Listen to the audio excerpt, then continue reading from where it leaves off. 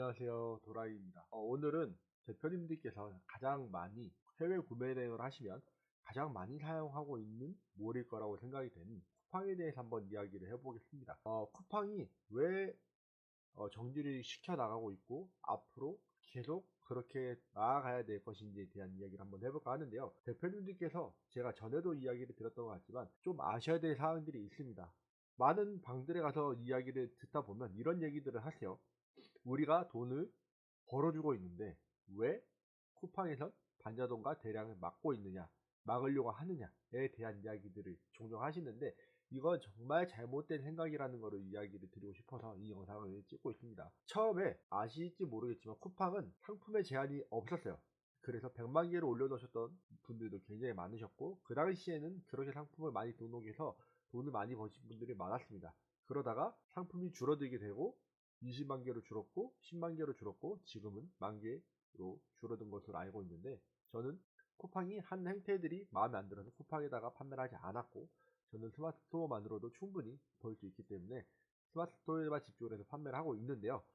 쿠팡을 하시는 분들이 잘못 생각하는 것 중에 가장 큰 게 무엇이냐면 대표님들께서 판매하고 있는 그 금액, 그러니까 예를 들어 상품을 몇만 개로 올려놨을 때 판매가 잘 되지 않으면 쿠팡에서는 무엇을 해야 하냐면 이미지 저장부터 시작을 해서 데이터들을 저장을 해야 됩니다. 근데 이 데이터 저장이 한 곳에다가만 데이터를 저장을 하는 게 아니에요. 자, 아셔야 할 부분인 건데 이 데이터를 한 곳에다가만 저장을 하는 게 아니라 데이터를 저장을 하게 되면 백업이라는 걸 해야 합니다. 그러면 백업을 하게 되면 이 백업을 해야 되는 곳이 한 군데다가만 백업을 할 수가 없어요. 왜냐? 데이터가 파손이 되거나 바이러스나 셧다운이 돼가지고 이 데이터를 잃어버리면 안 되잖아요. 그렇기 때문에 데이터를 여러 군데다가 백업을 해둬야 합니다. 그러면 이 데이터 실을 늘려야 되겠죠. 쿠팡과 네이버에서는 이 데이터 실을 따로 운영을 하고 있는데 이 데이터 실이 가격이 되게 비싸요. 비싸다 보니까 가격만 비싼 게 아니라 이 데이터 실 같은 경우는 항상 항온, 그러니까 같은 온도를 유지를 해줘야 합니다. 여름에는 에어컨을 틀어줘야 되고 겨울에는 날이 더워지면은 좀 괜찮다고 하지만 실내 온도가 거의 20도를 계속 유지를 한다고 합니다. 그렇게 되면 혹시라도 온도가 더 올라가게 되면 또 에어컨을 틀어줘야 되는 상황이 생기겠죠. 그렇기 때문에 이 데이터 너무 열이 많이 나게 되면 안 되기 때문에 그거를 계속 관리를 해줘야 되는데 데이터 저장 비용은 얼마 안 들지 모르지만 그러한 시설을 운영하고 유지하는 데 들어간 돈이 굉장히 큽니다. 그렇기 때문에 쿠팡에서는 앞으로 계속 대량과 반자동을 투척해 나가기 시작을 할 겁니다. 예전부터 그래왔고 지금도 그러고 있고 아마 제가 봤을 때는 저렇게 대량 쿠팡에서 수익이 전환이 된 거는 물론 시장을 다 먹어서도 있겠지만 저런 데이터 저장 비용들이 많이 줄어들었기 때문에 수익 전환이 성공하지 않았나라고 생각을 하고 있습니다. 그렇다면 앞으로도 계속 그러한 것들을 유지를 하고 싶어 하겠죠. 쿠팡은 예전부터 빅데이터를 쌓아왔어요. 그래서 100만 개를 판매할 때 잘 팔리는 상품들을 자기들이 로켓 직구를 통해서 판매를 하기 시작했고 지금은 로켓 그로스라는 이름으로 다른 사람들이 받아서 그 수익을 번 걸 가지고 로켓 그로스를 다시 공홈이나 이런 자기네들만의 자사 PB 상품으로 바꿔가고 있는 추세죠. 그러니까 지금 대표님들이 하시는 행위, 로켓그로스가 지금 돈이 잘 되네 어떠네 이런 얘기들이 많이 하지만 그들이 왜 거기를 손을 털고 나오려고 하는지에 대한 고민을 반드시 해보셔야 된다고 제가 말씀을 드렸어요. 이게 한계가 명확하다라는 겁니다. 자, 보세요. 쿠팡에 로켓그로스가 있고 네이버에는 3PL이라는 시스템이 있어서 다음날 발송을 해주는 게 있어요. 근데 제가 항상 말씀드리지만 로켓 그로스 강사들은 많이 있는데 왜 3PL 강사들은 거의 없느냐, 왜 전문가들이 없느냐라는 이야기를 했죠.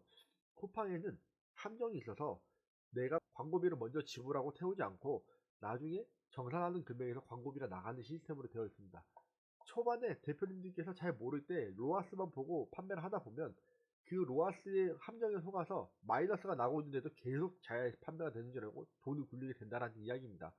이런 문제들이 로켓 크로스에서는 분명히 일어날 수밖에 없어요. 역마진이 나는 상황들이 생기고 그 와중에 판매가 된 제품이 다시 반품이 들어오고 그리고 전에도 말씀드렸다시피 경쟁사들이 주문했다가 다시 반품하는 이러한 시스템을 굉장히 많이 하고 있고 실제로 강의에서 이거를 가르치는 강의에서 경쟁사들의 상품을 죽이기 위해 이러한 행동을 하라고 가르치는 강사들도 있습니다. 그러니까 이런 것들이 있기 때문에 되게 위험한 시스템이에요. 근데 당장 눈에 보이는 게 많이 팔리는 것처럼 보이기 때문에 거기에 다들 빠져들고 있다라는 이야기를 제가 계속 말씀드리고 있습니다.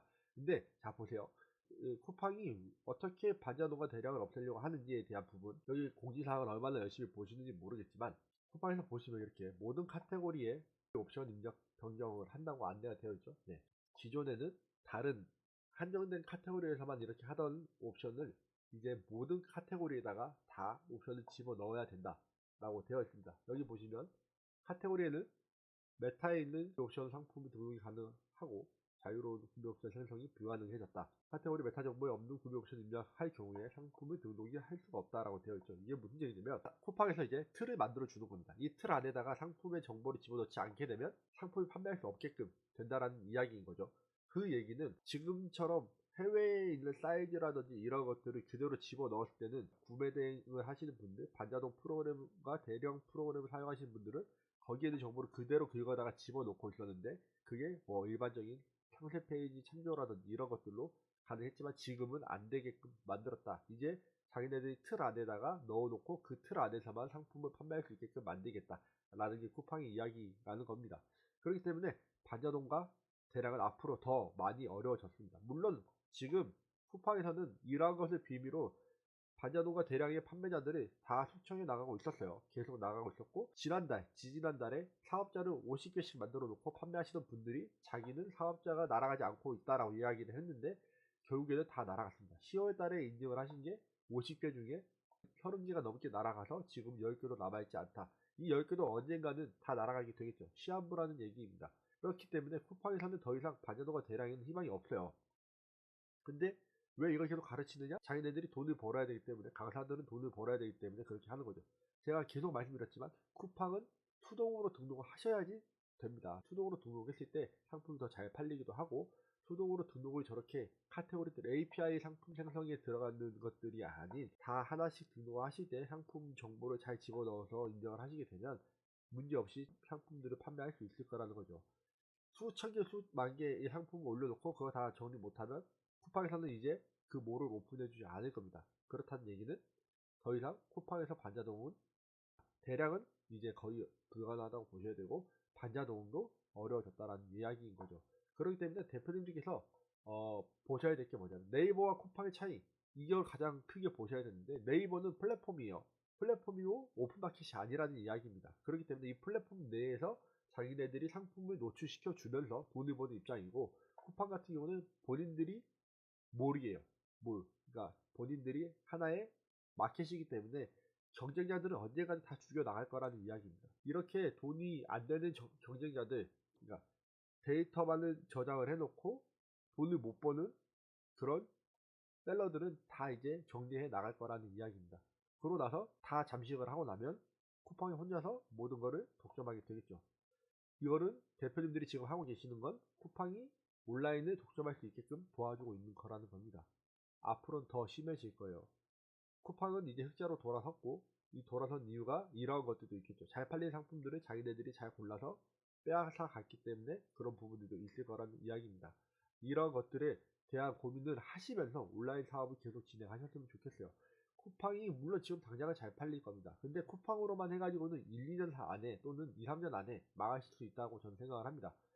대표님들 하셔야 될 건 방금 말씀드렸던 것처럼 자신의 경쟁력을 키워서 자사몰을 만들어서 그 자사몰을 네이버 쇼핑에다 공급을 하고 네이버 쇼핑을 통해서 상품을 판매할 수 있는 시스템을 만드셔야 되는데 제가 지난번 영상에서 말씀드렸던 것처럼 해외 사업자를 만든 다음에 해외 사업자를 통해서 자사몰을 구축하시고 그 구축한 자사몰을 다시 네이버 쇼핑으로 입점을 하는 방법, 이게 저는 제일 가장 이상적인 방법이라고 생각합니다. 온라인 사업 1, 2년 안에 그만두실 게 아니라면 온라인 사업을 계속 꾸준히 하고 싶으시다면 온라인으로 내 상품을 만들어서 판매를 하고 싶다면 쿠팡이 아닌 네이버를 더 잘하셔야 된다는 이야기를 하고 싶습니다. 이게 변해가지 않으면 절대로 온라인에서 살아남기가 어렵다고 저는 생각합니다.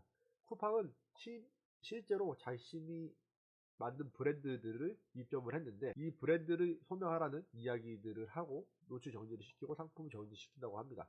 대표님들이 오프톡방을 찾아보세요. 쿠팡 정지방들이 있어요. 카카오에 가서 찾아보시면 쿠팡 정지, 쿠팡 셀러 정지방 이런 것들이 있는데 거기 가서 이야기 나누는 거를 한번 보십시오. 정말 자신이 몇 년 동안 키워놓은, 심지어 자신이 10년 동안 브랜드를 키워놓은 브랜드마저도 노출이 정지당하고 소명하라고 연락이 왔었다라는 사람들도 있어요. 그거는 잠시 동안이라도 노출을 내리고 자신들의 상품, PB 상품을 위로 끌어올리기 위함이라고 저는 생각을 합니다. 그러한 행태들을 저는 몇 년 전부터 봤기 때문에 쿠팡에서 판매를 하고 있지 않아요. 하고 있지 않지만 하는 방법은 보고 있고 계속 이렇게 체크를 하고 있습니다. 공지사항들 보셔야 돼요. 그래야지만 대표님들이 앞으로 쿠팡이 어떻게 더 변해갈 것이고 이제 앞으로는 어떻게 돈을 벌어야겠다라는 생각을 하실 수 있을 거라고 생각을 합니다. 계속 누누이 말씀드리지만 네이버에서만 팔아도 직장인 월급보다는 많이 버실 수 있습니다. 이거는 제가 장담할 수 있어요. 왜? 제가 하고 있기 때문에 장담할 수 있는 부분인데, 물론 쿠팡을 해서 크게 성장을 할 수도 있겠죠. 큰 사업을 하고 싶으신 분들이라면 그렇게 하셔도 됩니다만 위험 부담이 있다라는 거, 저는 굉장히 위험을 회피하는 성향이 강하기 때문에 저는 계속 쿠팡에서 하지 않고 네이버에서만 쇼핑을 하고, 그리고 자사모로 만들어서 네이버 쇼핑에다가 노출시키는 방법으로 나아갈 겁니다. 이것을 같이 배우고 싶으시고 앞으로 계속 그렇게 성장하고 싶으신 분들이라면 제 영상을 보시고 구독과 좋아요 눌러주시고 같이 앞으로 성장하는 모습을 보셨으면 좋겠고, 나는 지금 당장 그냥 쿠팡에다 좀 팔다 말 거야 라고 생각하시는 분들이라면 지금처럼 쿠팡에다 계속 상품 올려놓고 저렇게 정지 나가면 다시 만드시고 이런 식으로 반복하셔서 하셔도 될 거라고 생각을 하고 합니다만, 계속 말씀드리지만 수동으로 상품 등록하셔야지 쿠팡에서도 돈을 버실 수 있을 거라고 생각을 합니다. 오늘은 10월 10일인데요. 10월 10일부터 일어나는 현상에 대해서 영상을 찍었고, 이제는 진짜 10월 10일 이후부터는 쿠팡에서는 대량과 반전은 어려울 거라고 생각을 합니다. 앞으로도 제가 계속 이런 좋은 정보를 전달해 드릴 수 있었으면 좋겠고, 오늘도 영상 시청해주셔서 감사드리고 또 다음 영상에서 뵙도록 하겠습니다. 감사합니다.